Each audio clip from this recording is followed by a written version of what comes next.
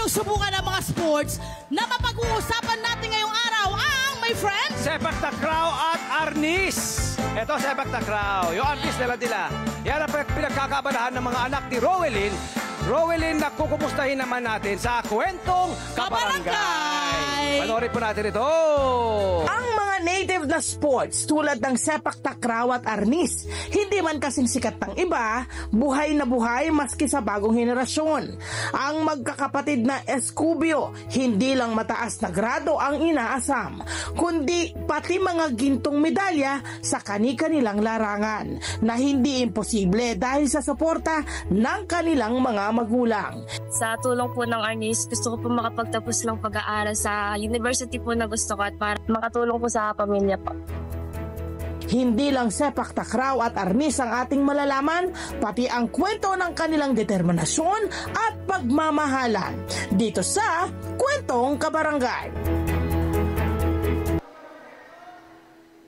magandang umaga! Nandito na Nanay Rowelyn, Carlo at Carla! Good morning. Pasok! Morning po. Good morning! Upo kayo, upo! Maupo po kayo sa aming siksik, tayo? Share! Eto na! Kumustahin na natin, ha, my friend? Siyempre, unahin natin yung ating nanay, diba? Sa ikita natin si Nanay. Ikita natin si Nanay. Ayan. Umpisahan natin kay Nanay. Nay, nakitaan mo ba agad ng, kumbaga, interes ang iyong mga anak sa sports? Apo. Ayun. Anong napansin nyo nung lumalaki sila?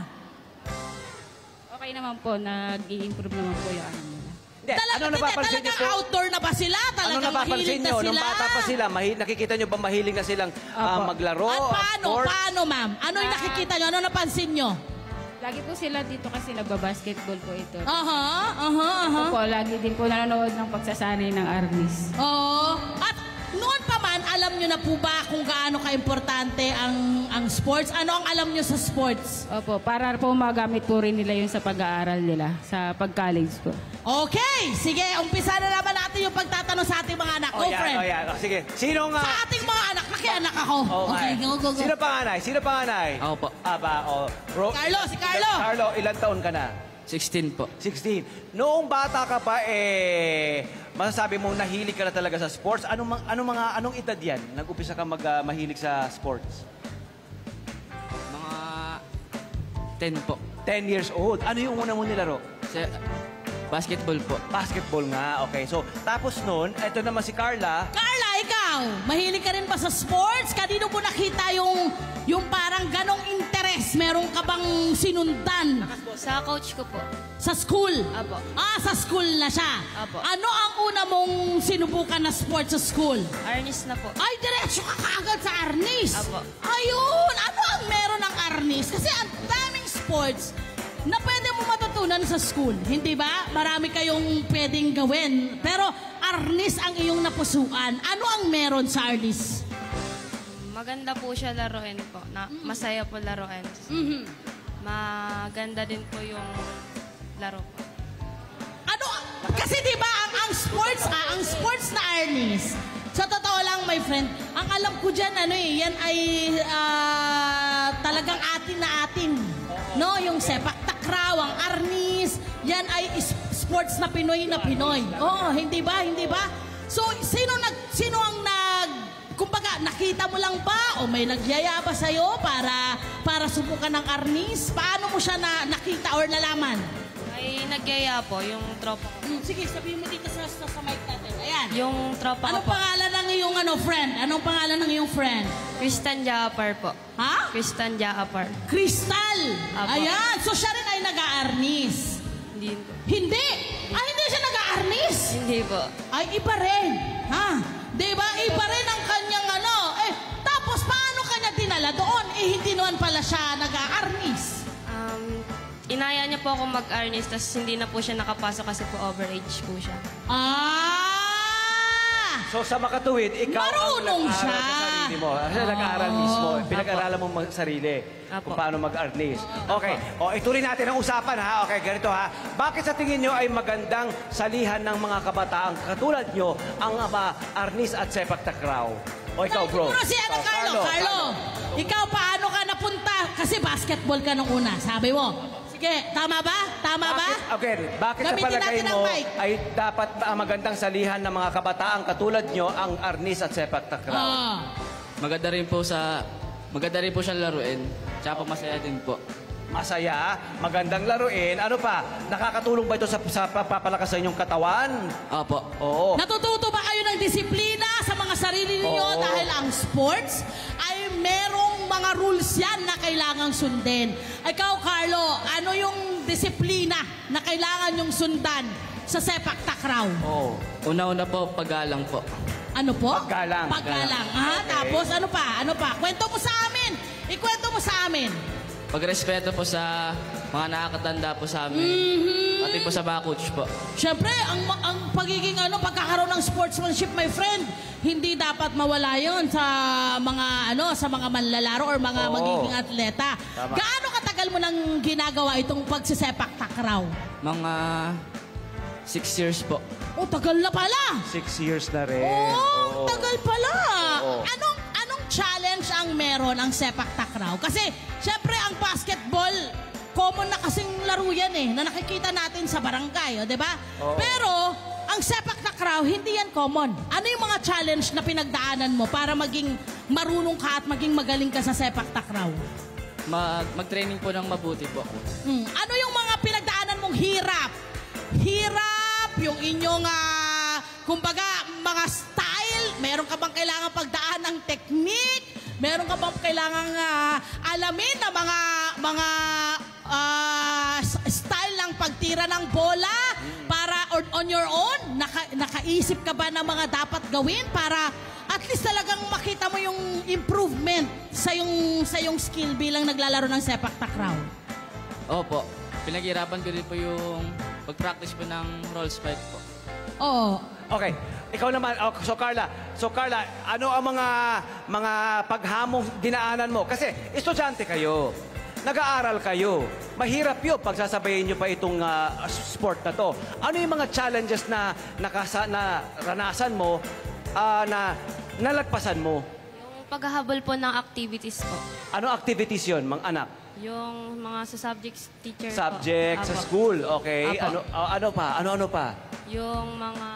Yung training mo, Training. paano mo, ito yung gusto namin kasing malaman.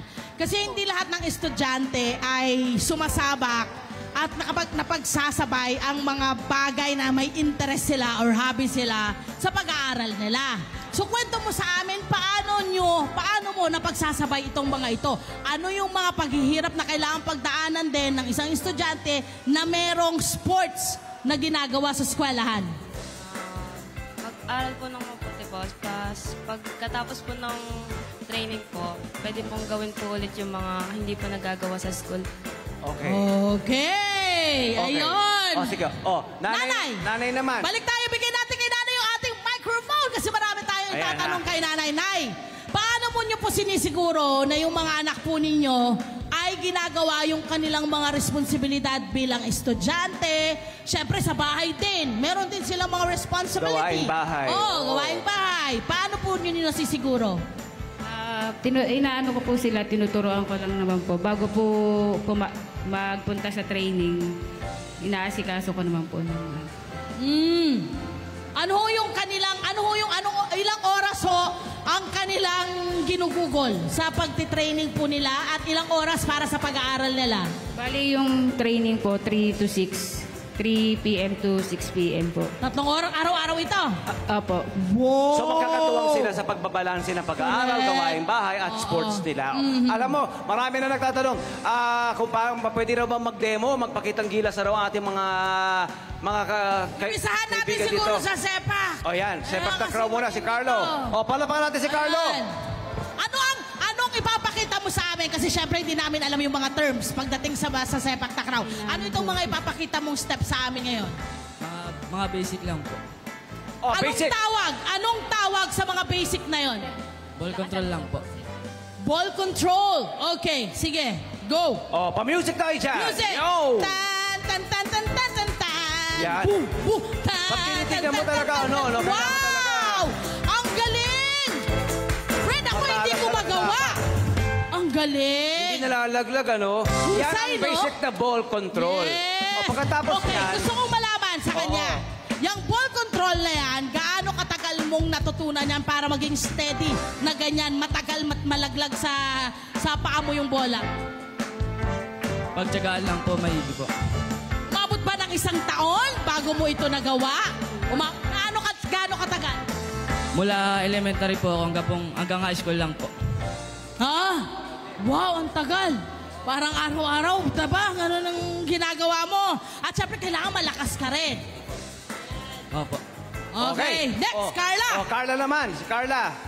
Ano ituturo natin? Carla, anong step ang ituturo mo sa amin? Yung anyo lang po namin po. Anong tawag? Anyo po. Anyo. Apo. Anyo. Okay, isa lang yung ipapakita mo. Apo. O sige, pakita mo sa amin ngayon yung anyo. Paano Music. anyo?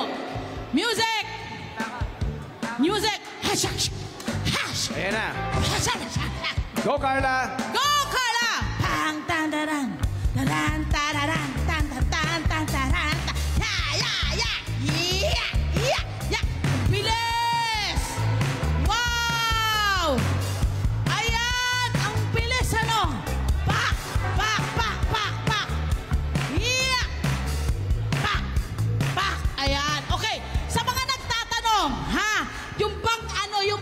Yung ginagamit ba ni Carla ay totoong metal? Hindi po. Ito ay parang kahoy lang, ano? Apo. Yun talaga ang inyong ginagamit? Apo. Ayun. At ang nakikita natin dito sa ginagawa nila, babae man yan o mga lalaki, mga kabataan, natututo sila sa self-defense, hindi ba? Yan bang yung nakukuha rin, di ba? Sa Apo. paglalaro niyan? Self-defense. At hindi lang yan, my friend. Napansin natin na hindi na pwedeng yan na mag-stereotype. Oo. Na kung pambabaeng sports, babae lang. Oo. Pang lalaking sports, lalaki lamang. Kita natin, lahat ho, babae o lalaki man, ay kayang gawin yung mga sports kung gugustuhin nila. Ilang kayo mga babae na Na nag-aarnis? nandyan sa Arnis? 10 po. 10. 10. Ilan ang mga lalaki? 10 din po. Wow! Diba? Yan ang aking Equal na sinasabi. equal. Ano ang dream? Ikaw ba ay nagbabalak na rin na makapunta sa Olympics? Paano ang iyong dream? Ano ang dream mo, Carla?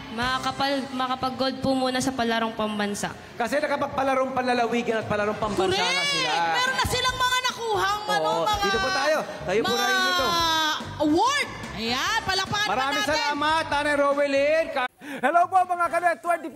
Si Kuya Tony Pet po ito mula sa Love, Tony Pet and Everything. For more Love, Tony Pet and Everything updates, just click on our subscribe button and follow us on our Net25 social media pages at Net25 TV and at Net25 Entertainment Facebook. Magkita-kita po tayo.